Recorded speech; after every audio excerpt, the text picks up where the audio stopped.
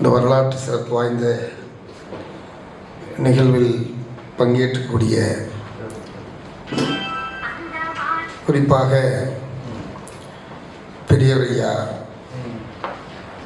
X ray மாணிக்கம் அவருடைய வரலாற்று ஆவண படமாக தயாரிக்கப்பட்டிருக்கிற அறிவு சமூகம் என்கிற ஒரு அமைப்பின் சார்பாக ஏற்பாடு செய்யப்பட்டு இன்றைக்கு காட்சிப்படுத்தப்பட்டு அது குறித்து கருத்து சொல்கிற இந்த நிகழ்வில் பங்கேற்றக்கூடிய அனைத்து தலைவர் பெருமக்களே, குறிப்பாக ஐயா எரிமலை ரத்தினம் உள்ளிட்ட இந்த அவையில் இருக்கக்கூடிய சான்றோர் பெருமக்களே, இனமான உறவுகளே, உங்கள் அனைவருக்கும் என்னுடைய அன்பான வணக்கத்தை தெரிவித்துக் கொள்கிறேன். நிறைய பேச வேண்டிய ஒரு கருத்து உள்ள இந்த ஆவணப்படத்தை பார்த்த பிறகு பேச வேண்டியது நிறைய இருக்கிறது என்பதை உணர்ந்து நான் அமர்ந்திருந்தேன். பத்தாக்கி நம்முடைய சகோதரி நாச்சியார் சுகந்தி இன்னும் கொஞ்சத்தை கீறி விட்டு நிறைய கொட்ட வேண்டியதுதான் இருக்குது, நேரம் இல்லை. ஆனால் ஒன்றை மட்டும் நான் இங்கே பதிவு செய்து அமர விரும்புகிறேன். விடுதலை தமிழ் புலிகள் கட்சி என்கிற ஒரு கட்சியை தொடங்கி கடந்த ஒரு 12 ஆண்டு காலமாக நடத்தி வருகிறோம். நான் என்ன பண்ணோன்னா, விருதுகள் வழங்கும் விழா ஒன்று வச்சோம். அம்பேத்கர் பேரில் விருதுகள் வழங்குவது என்பது இயல்பு. அதை தாண்டி பண்டிதர் பேரில் வழங்குவோம். நாங்கள் ரெண்டும் இருக்கணும். அதை தாண்டி நம்ம எப்படி பண்ணணுன்றப்ப ரெட்டமலை சீனிவாசன் ஐயாவுடைய பேரில், தாத்தா ரெட்டமலை சீனிவாசன் அவருடைய பேரில் ஒரு விருது, எம்சி ராசா அவருடைய பேரில் விருது, அதே மாதிரி ஜான் ரத்னம் பேரில் விருது, இப்படி சமூகத்தில் உழைத்து இந்த சமூகத்தை வழிநடத்திய ஆகப்பெரும் ஆளுமைகளாக இருந்த, ஆனால் அவர்களை பற்றி அடுத்த தலைமுறைக்கு கடத்த தவறிய மிக முக்கியமான தலைவர்களை மட்டுமே கொண்டு 9 தலைவர்களை கொண்டு விருதுகள் வழங்கினோம். பெருஞ்சித்தனார் உட்பட. அது பெருஞ்சித்தனார் மட்டும்தான் தமிழ் சார்ந்த, ஆனால் நம்ம அறிவு சமூகத்தை சேர்ந்தவர். அறிவு சமூகம்னாலே அது ஒரு நிறைய போடாமல் மறைமுக அறிவு சமூகம் போட்டிருக்காரு. அதான் விஷயம். நாங்கள் ஏன் இதை எடுத்தோம்னா, தலைவர்களே மறைக்கப்படுறாங்க. தலைவர்களே மறைக்கப்படுறாங்க.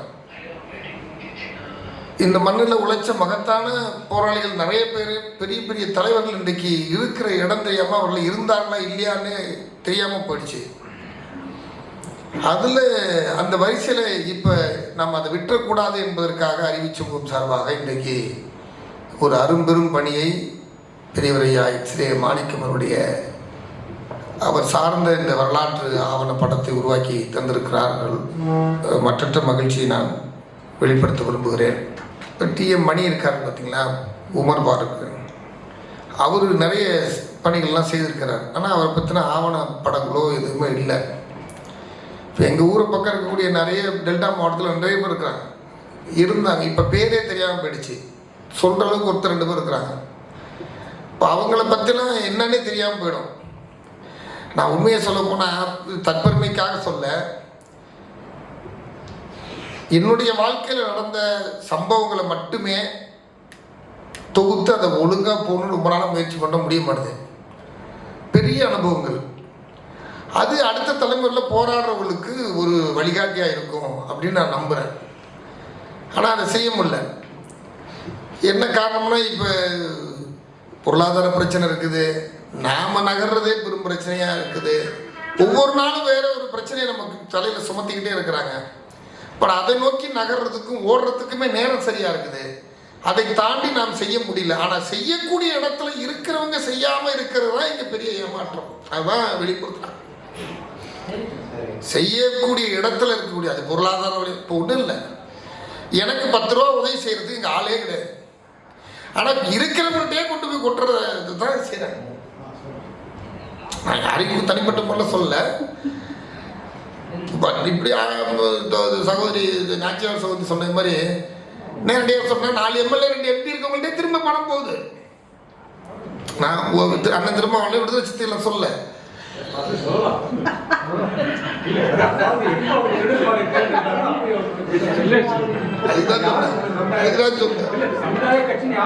அதுதான் சொல்றேன். இல்ல அரசு எல்லாம் கொண்டு போய் கொட்டுறாங்க, அரசு எல்லாம் கொட்டுறாங்க, எல்லா தரப்புலையும் கொண்டு திரும்ப திரும்ப கொடுக்குறாங்க.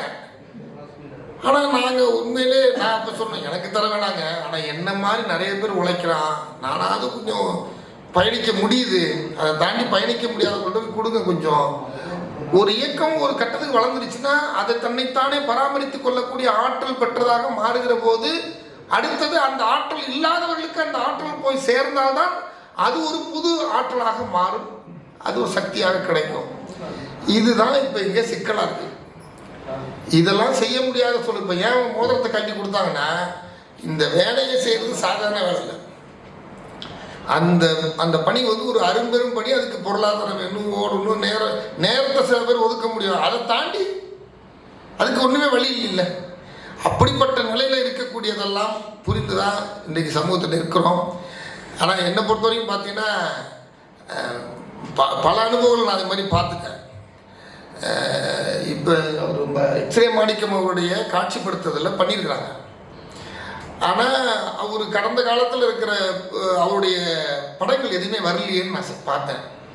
அவர் கடைசியாக ஒரு 2 வருடத்தில் அவர் இறக்கும் தருவாய்க்கு முன்னாடி அதிகபட்சம் ஒரு 6 மாதத்துலேருந்து 1 வருஷம் 1.5 வருஷத்துக்குள்ள இது அவர்கிட்ட சேகரிச்சது மாதிரி தெரியுது. ஆனால் தரவுகள் வைக்க முடியல. என்ன காரணம்னா, அப்போ இந்த மாதிரி ஒரு இணையதளம் கிடையாது, செல்லு கிடையாது, ஒளிப்பதிவு செய்கிற வசதி கிடையாது, ஒளி பதிவு செய்கிற வசதி கிடையாது. அப்படி ஒரு வசதி இல்லாத நேரத்தில் உழைச்சவன்றதுனால அதுக்கு அங்கீகாரமே இல்லை. ஆனால் இன்னைக்கு ஒரு கைது பண்ணிட்டா இன்னைக்கு மறுநாளே அவங்க தான் இந்த ஸ்டேட்டில் பெரிய நியூஸ், நம்பர் 1 நியூஸ் கைதானா. எல்லா பக்கமும் ஆக்கிரமம் பண்ணால் இணையதளத்திலேருந்து ஒன்று எதிர்மறை கருத்தோ இல்லை நேர்மறை கருத்தோ ஏதோ ஒரு கருத்து வந்துட்டு இருக்கு, அவங்க மறுநாள் மின்னி மிளறாங்க. ஆனால் ஒரு நேரத்தில் கைது பண்ணுறப்ப பார்த்தோன்னா ஐஜி டிஐஜிலாம் வந்து 3 எஸ்பி ஒரு டிஐஜி ஒரு ஐஜி வந்து நம்மள்கிட்ட பேச்சுவார்த்தை பண்ணி வாங்கின அழைச்சிட்டு போன காலம் இருக்குது. அதை காட்சிப்படுத்துறதுக்கு எனக்கு அப்போ நான் பண்ணுறப்போ காட்சிப்படுத்தலை, இல்லை வசதி இல்லை. அப்போ தான் நான் பார்க்குற நினச்சேன், நமக்கு எடுத்தாலும் நமக்கு நிறைய குறையுமே அப்படின்னா.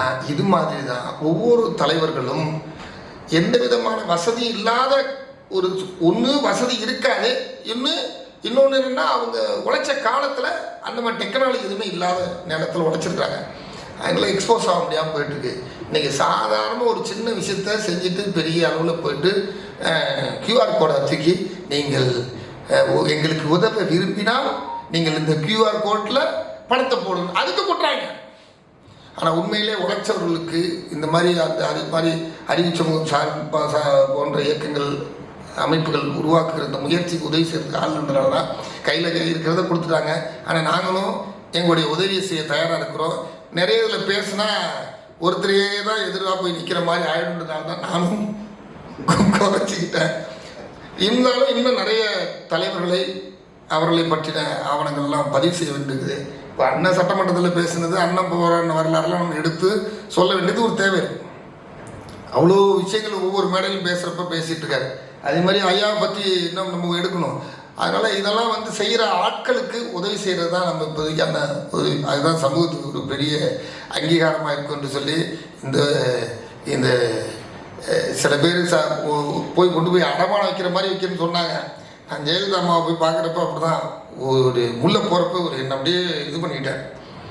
நாம் யாருக்காக போகிறோம், யாரால் அழைச்சாங்க, பட்டியல் சமூகத்தினுடைய பிரதிநிதி என்கிற அடிப்படையில் அழைச்சாங்க. சரி போய் பொத்து எல்லாம் விடுறோம். எனக்கு முன்னாடி பார்த்தீங்கன்னா பொத்துன்னு சாமி விடுற மாதிரி விடுறாங்க. நான் இங்கே கூப்பிட்டு சொல்லிட்டு கூட வராங்க, யாரும் விழுந்துறாங்க விடாத, கொஞ்சம் கூட சலனமே எல்லாமே தெம்பாக நின்றுக்குங்க. நான் மிடுக்காத போனேன், பொக்கையை பார்த்தீங்கன்னா அதை போட்டு அந்த அம்மா வாங்குற மாதிரி நான் கொடுக்குற மாதிரி தான் இருக்கும். ஏன் சொல்கிறேன்னா அந்த மிடுக்க போனேன். என்னை சந்திப்பது எதனால்னா குழந்தையரசன்றதுக்கு அடிப்படையில் கிடையாது. பட்டியல் சமூகத்துக்கு உழைக்கிற ஒரு இளைஞர் அவரை பார்க்கணுன்னு என்னுடைய ஆதரவு தேவை, நேராக சந்திக்கணும்னு சொல்கிறப்ப நேராக வாங்கன்றாங்க, நேராக போகிறோம், நான் ஆதரவு தரோம். இதில் இது காலில் ஒன்று ஒன்றுன்றப்ப அப்படின்னு மிடுக்கு நிற்கிறப்ப தான் அவங்க என்ன சொல்கிறாங்க, நீங்கள் தேர்தல் முடிஞ்ச பிறகு தேதி கேட்டு கடிதம் கொடுங்க, நம்ம மீண்டும் சந்திப்போம்னு சொன்ன வாய்ப்பு எனக்கு கிடச்சிச்சு. அதுக்கப்புறம் உள்ள அது வேறு விஷயம். அதனால் எதுக்காக சொல்கிறேன்னா, அந்த அந்த மிடுக்கு எப்போ வருதுன்னா சமூகம் நம் பின்னாடி இருக்கிறது என்று இருக்கிற போது அது வரும். நம்ம தான் முன்னாடி போகணும்னு நினச்சோம்னா இப்போ கீழே தான் வந்தாகும். ஒரு தடவை இல்லை 2 தடவை கீழே வந்தால் அதுக்கப்புறம் எந்திரிக்கவே முடியாது. அப்படி தான் இன்றைக்கி இருக்குது. நான் ஒரு விமர்சனம் கூட பண்ணேன். 10 லட்சம் பேர் அண்ணன் திரும்ப வந்து கூட்டி நிற்க வச்சிருக்கிறாரு, பெரிய அளவில் மாநாடு நடத்துறாரு. அதுக்கு ஏன்ப்பா எல்லாரையும் கூப்பிட்டு வந்துக்கணும்? 10 லட்சம் பேரை கூட்டுறது எதுக்கு? ஒரு பார்கெயின் பண்ணுறதுக்கு, டிமாண்ட் பண்ணுறதுக்கு, ஒரு பொலிட்டிக்கல் டிமாண்ட் பண்ணுறதுக்கு. அந்த 10 லட்சம் பேரை கூட்டிட்டு அங்கே ஸ்டாலின் வந்து நிற்கிறாரு, மற்ற கூட்டணி கட்சிகள் கூட நிற்க வச்சு ஸ்டாலின் நிற்க வச்சுன்னா என்ன ஆச்சுன்னா அப்பயே 10 லட்சம் பேர் அவர்கிட்ட ஒப்படைச்சதான்னு அர்த்தமாயிடுது. இதை மருத்துவர் ராமதாஸ் அப்படி செய்ய மாட்டாரு. அவர் சமுதாய மக்களை கூட்டி அங்கேருந்து பொலிட்டிக்கல் டிமாண்ட் பண்ணுறாரு. இதை ஏன் அண்ணன் பண்ணலன்னு நான் கேட்டேன். ஆனால் நம்ம கேட்டால் ஒத்துக்க மாட்றாங்க. நான் அவர்கிட்ட பேசுவேன். ஏன்னா நாங்கள் இருந்து வந்ததுனால, ஒரு தட்டில் உணவு உண்டதுனால பல்வேறு நேரங்களில் கொஞ்சம் மலுக்கு நாப்பில் இருக்கக்கூடிய சூழலாம் இருக்கும். இருந்தாலும் வெற்றி பெறணும், ஒரு அமைச்சர் ஆகணும், இதெல்லாம் நினைக்கிறோம்.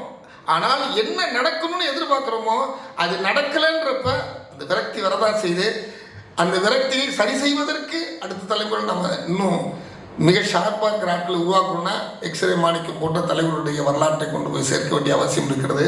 ஐயா இறைமலை ரத்னம் போன்றவர்கள், அண்ணன் சேக்கு தமிழரசன் போன்றவருடைய வரலாறுலாம் கொண்டு போயிருக்கு.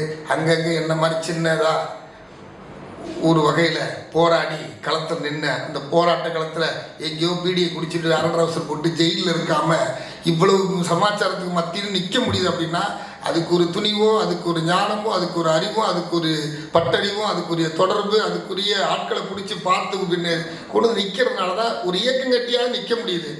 அதனால் இந்த மாதிரியான ஆவணப்படங்கள் எடுப்பதன் மூலம் இந்த தலைவர்கள் என்ன கனவை கண்டார்களோ அந்த கனவை கொண்டு போய் சேர்க்க முடியும் என்று நான் நம்புகிறேன். அதற்காக நான் அறிவிச்ச முகத்தை பாராட்டுகிறேன். நானும் துணை நிற்க விரும்புகிறேன். என்னால் முடிந்த உதவியை கண்டிப்பாக அவர் தோழர்கிட்ட கொடுத்தோம். நன்றி.